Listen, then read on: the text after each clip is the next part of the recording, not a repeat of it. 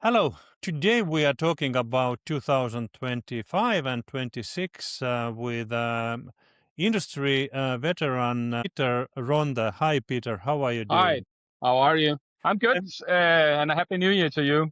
Finally, we are in 26. It's been a very good and long, I would say, office for a couple of weeks, so it's good. But now it's 26, and things are starting. Yeah. It is indeed. And what is your mood? How do you feel? How the 26 is coming? Before we go to back to 25, but what is your future outlook? I think we will enter 26 running.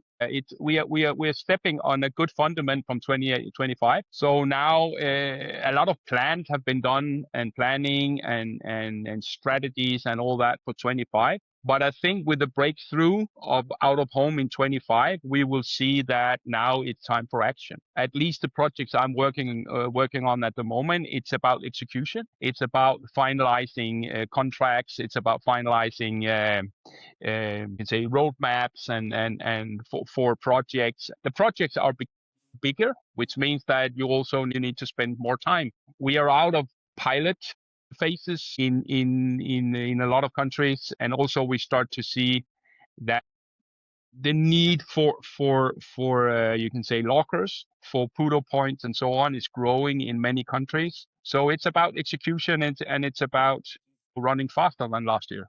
That's how I see it. Going back to 2025 now, let's talk about PostExpo and one thing we all noticed there that parcel lockers took 1/3 of the whole exposition. The one big hall was full of lockers. What does it mean?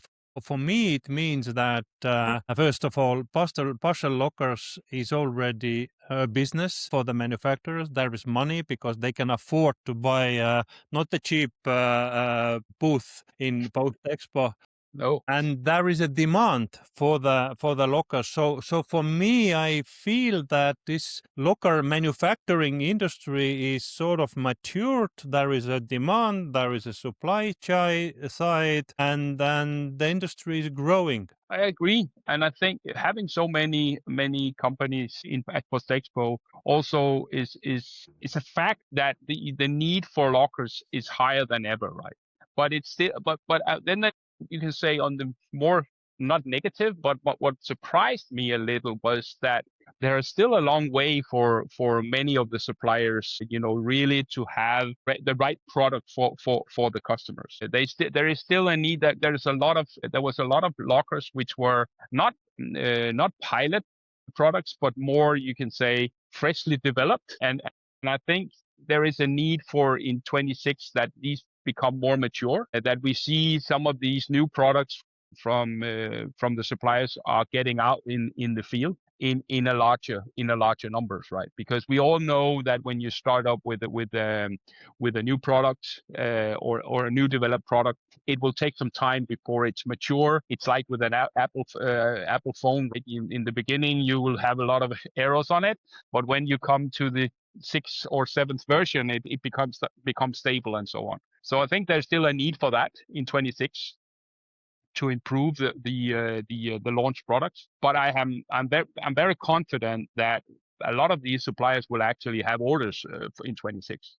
So yeah, I'm positive.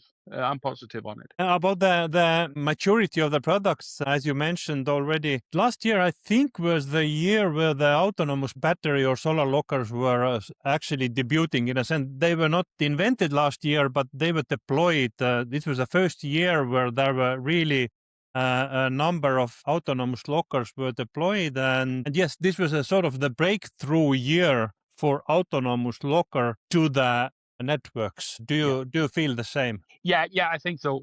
But as you mentioned, I still think there is no standard on the battery lockers yet. There is not one that was said that now this is the standard that we use. If you look at the battery lockers available, you still have different technologies on them. You still have different installation processes and so on. And you have the ones with swappable batteries. You have with solar panels. You have with lithium batteries. You have to have these lean lockers with Bluetooth and so there is still not a standard, but everyone is trying to put it into more a standard product. And I think what we have seen is that the direction is now clear. It will be so that a lot of companies will go for the battery lockers, and then they will use the traditional grid-powered lockers for larger installations and so on. So I think you will see that there will be a combination of these two products, which makes sense, right? If you have a big installation of 200 compartments, it makes sense to have a grid-powered lockers, right? But if you want to install, fast deployment of networks, and so the battery lockers is ideal for that. And also they're ideal for locations where you are not 100% sure that it will work, so you can actually replace it and remove it, right? So the combination of the two type of lockers is the right way. And you even now have companies where the same product can be bought as a grid powered or battery or solar and so on. And I think that will be the future. I agree with you. But one thing that I think is coming also is a little bit of reinventing the grid or traditional locker. I think that this product has to be reinvented somehow to really use the power, the grid power effect there, whether for battery charging or different other services, or maybe even car charging related to the existing of power. So this is interesting thing. I'm looking for the new use cases for the grid power lockers, and some manufacturers already introduced in leaders and logistics some new ideas how to use traditional lockers in the future. What comes to the autonomous lockers, I agree. There is no standard even.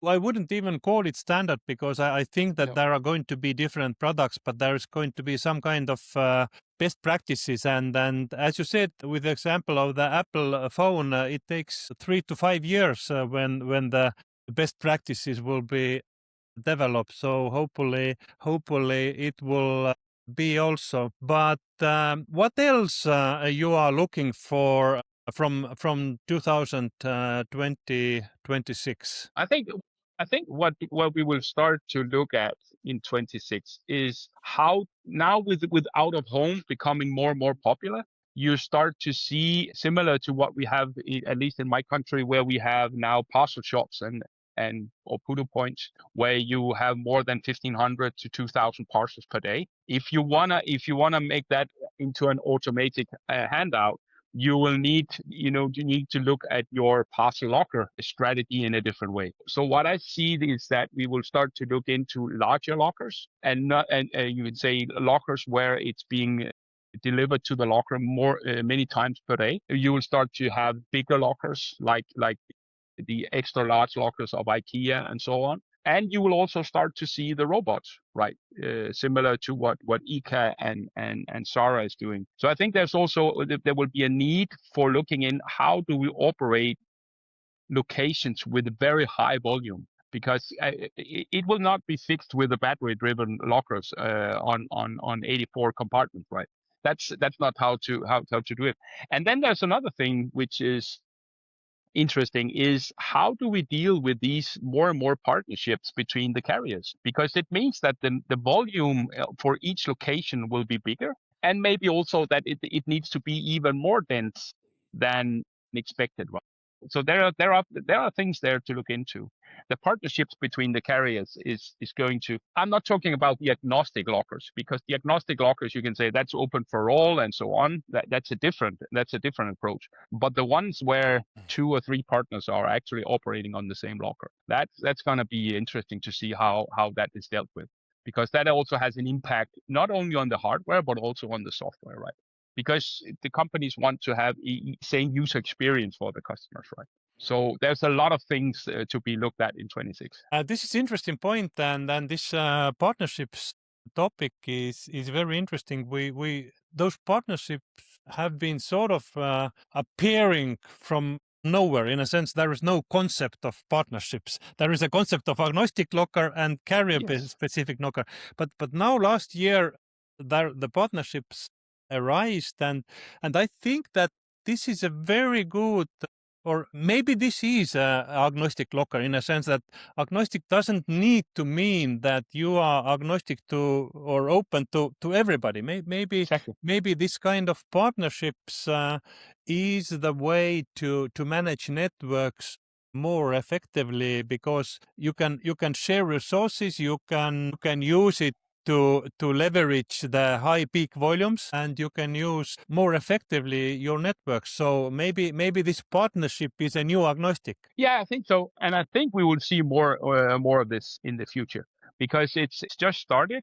We have a couple of, and it started by the big ones, right? And this is interesting when you have big competitors in Europe starting to have these partnerships. It will have an impact also, you can say, on the choose of hardware, on the choose of user journeys and software and so on. So it will have an impact also for the suppliers. The suppliers need to change the perspective on how they sell their products, right?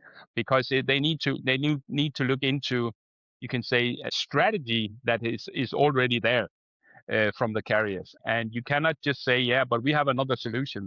You need to adjust to what's going on in the industry and in the business, right? We have been talking mainly about the last mile deliveries and e-commerce parcels, but there are still other use cases on that can be built on top of the lockers.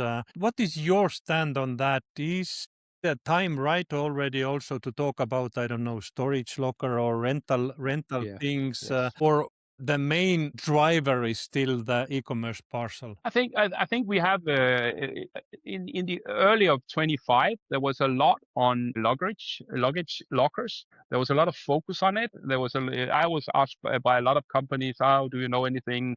Do you know any suppliers?" and so.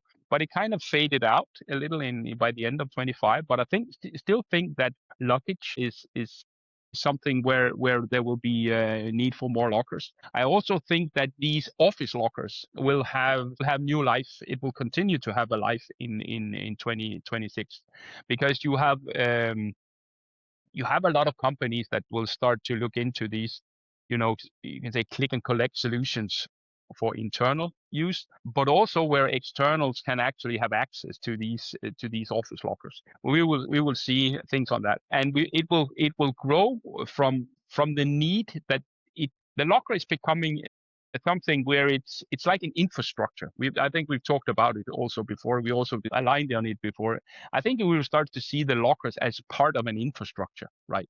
Instead of having it as a network or different type of networks, it will become more and more infrastructure, and it will grow in together, right? Which we also see where you have now many carrier companies that are using agnostic lockers, third-party lockers like my Flexbox or Quadient and so on. And then they have their own lockers as well, and then they also share lockers with the third party. So this means that the lockers is actually becoming an infrastructure or part of an infrastructure, and that will also need, you can say, the suppliers needs to develop software that is able to do so. If you only operate a last mile, or you can say a handout locker, then you will be lost, right? So I think Well, it's something that it's under constant development. the last point I can agree only. I also describe lockers as a part of the infrastructure, and I think the end game will be that everybody, whether private person or a company or whoever, can use whatever locker for whatever legal means he needs. So everything is open. You can open in every locker. You can use it for leaving things, and also the luggage lockers, as you mentioned at first. Last year, I was traveling quite a lot and also visiting a lot of airports and railway stations. And now my greetings to Vienna main railway station and Yeah. OBB, who is operating that. They have a luggage locker there that operates on coins. Yes. So with luggage lockers, there are a lot of things to do, not Yeah. only in railway stations and airports, but also city centers, suburban areas, hotels. We Yeah. still see the room for the luggage in hotel. So this is a cost project for the hotel, and this is not secure. They can install a locker, rent the compartment for the customers, and everybody will be happy. So there is a lot of things to do with lockers in the Yeah. future. I'm Yes. absolutely sure of that. Yeah. I completely agree. And then also, if you see you can say these oversized lockers, these will also become more and more. We start to see more of them in retail, but also the carriers will follow with these. You can say now you start to see even traditional parcel lockers with XL compartments and bigger compartments and so on. But you will soon see them with for a pallet or used as a mini hub or things like that. So you will see lockers that will be developed in a new direction. I'm pretty sure of. Yes, there are several reasons for that. In a sense, first of that, I understood that there is a trend that the locker sizes are going to bigger and smaller. In a sense, there is a need for smaller compartments and bigger compartments, and not so much about the L-size compartments. The reason for that is, first of all, Chinese volume. Chinese volumes are quite a small things, and they need quite a few place, and they are very sort of out of home favorable products. And the other thing why we need bigger lockers is whether this is AI or technical capability, that both retailers and carriers are consolidating parcels. They are able to consolidate customer parcels from even from different sources to one locker, and then you need a bigger locker, and there is no so much need for average size. So the industry is constantly evolving, even in a sense that you even have to change the compartment sort of composition in your lockers because the demand is changing. That's why this industry is extremely interesting, and you have to be ready for different changes. What about software? Talking about lockers and out of home, we briefly talked about that before. First of all, do you see any kind of sort of critical functions? I don't know, AI implementation, some kind of other things that we are missing and we are looking from 2026? Yeah, I think of course AI is still something that you say it will have an impact. I'm still not sure how big an impact and where it will have an impact, because it's still being, we'll try and we do this and we use AI but I think there will be a couple of years before it's really being put into how do we use AI into the software. I think the biggest change on the software side on parcel lockers especially will be that these you can say turnkey solutions, they will decline. The need for turnkey solutions will decline. And the reason why is because the big carrier companies that now start to operate, 5,000, 10,000, 15,000 plus number of parcel lockers, they will probably go for at least a lot of the software will be done by themselves. Also because when you operate such big networks, and if you also operate with partners and others who have access to your lockers, and so you will need to own a lot of the data yourself. So I think the turnkey solutions will become under pressure. It was already last year, and I think this year will be even more. I still think there is a need for more, you can say, things to be developed. There are a lot of additional software companies that offer, you can say, add-on software products for the locker industry, but it needs to be implemented into the solutions that there is now. So it doesn't operate on the side, and then we try to, because no big carriers wants to have too many different softwares. They want to have include as much as possible into one. And I also think that, the more experience the carrier companies and logistic companies are becoming within out of home, the more they will develop how they want it towards their own strategy, right? And they cannot rely on something that is being developed, you can say, from someone else to someone else. So we will see a change in that. We already see it on the business models as well, and the business cases. So I think that's something we will see in 26, 27. This is good, because this is the first time I can oppose your stand a little bit, because so far we have been so agreeable on everything. About the turnkey solutions, I understand from where are you coming last year, being a part of the bigger carrier. But on the opposite side, there are still smaller, whether carriers or regions that are thinking about their sort of local network, and they are not very capable of IT and other sources. There is a need for turnkey solutions, but I agree with you on that sense that they are quite hard to manage because they are small, and to deploy a parcel locker network with 20 lockers takes almost the same work as 2,000 lockers. I agree that you could say for smaller networks, and in my case, I would say smaller networks, less than 1,000 lockers, right? It makes sense to have a turnkey solution, or maybe even 2,000 lockers makes sense to have a turnkey solution. The problem that you can say that the customers are then facing is that if they want to change the hardware, or they want to change the provider that they have, it's very difficult. You actually, because you have bought the hardware that is combined with the software, which means that if you want to change it to someone else, you need to do your own thing, or you need to. So when I'm talking it's at a certain level. I completely understand, and I think even there you can challenge the suppliers if they want to sell a smaller pilot, 20, 30, 50 lockers for a company.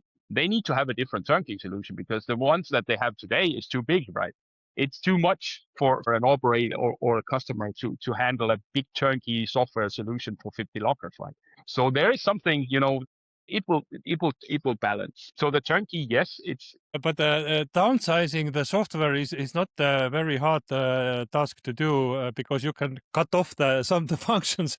But you have to do it. I remember. I don't know whether they are doing it still, but the microchips producers years back, they had very different models in the chips. But what they actually did, they were actually producing one processor, and to make it slower, they put some kind of brakes to some positions, because it's easier to produce one circuit board than to design different ones. So downsizing the software is also possible. Next year, peak season. Do you think that we are having almost the same kind of discussion next January here? The circumstances are almost the same. We are growing. Industry is growing. Yeah, I think it will be on you can say next level. I think it has taken a lot of years to come up with a fundament where things are actually established. There is networks established and infrastructures established and so on. But the next phase is, most of it is known, but there are also some things which are not known, which we will deal with later on. And so I think there will, of course, be new discussions later in this year. Also, I think we will see probably some new products at PostExpo. I hope to see new products. We saw a couple of new products for returns and for first mile, these drop boxes. I think we will see more of these, because a lot of people think that that's going to be the big. I am a little reluctant on this, because I've done these in many years together with the company I work for. We saw it a long time ago, and it will be challenging, I think. But maybe we will see new products as well that's to be discussed. And then what I think is we will see that in 26 a lot of the big carriers will consolidate what they already decided on and what they will decide on from next year. And that will have an impact on you can say a lot of the suppliers for next year. Definitely. I think also that we are going to have exceptionally good year. I think that the what we see now is still the trend that home delivery is transitioning or transforming to out-of-home delivery. So the out-of-home delivery is growing not only due to the natural last mile volumes growth, but also the transition from home delivery to out-of-home is growing. So I think we are going to have a very good year. And yeah, I'm extremely optimistic this time. Me too. I think it's becoming more and more interesting to be in this business, and also I think it's a pleasure to see how many younger people that are joining this industry with a different view, with a different approach, which are challenging old people like myself, in my assumptions and so on. And I think it's great. if you look 10 years back, no one wants to work in this industry. It was very, very limited people. So we were kind of talking to ourselves all the time. But now it's completely different. It's people that are joining the industry, the out of home business and parcel lockers. They have a completely different view on the topics. And I really think that's good for the business, because it will drive it in, faster, and it will drive it towards, you can say, more solutions. And then sometimes, luckily, we can say, yeah, but you should go in. We tried it before, and that's fine, right? But I think it's really interesting times. So I look forward to 26, definitely, with all the things that will happen. And we haven't even, and that's a different session. We haven't even talked about US, right? And that's a completely different topic for another session, I would say. Absolutely. So, but let's find a time somewhere during the year to talk about US and also Germany, because those are the two interesting markets that might surprise us. Yes. Thank you very much. Okay, Peter, thank you. Thank you, Andre. You a very good year, and you too. see you soon. Let's keep in touch. Yeah. Bye.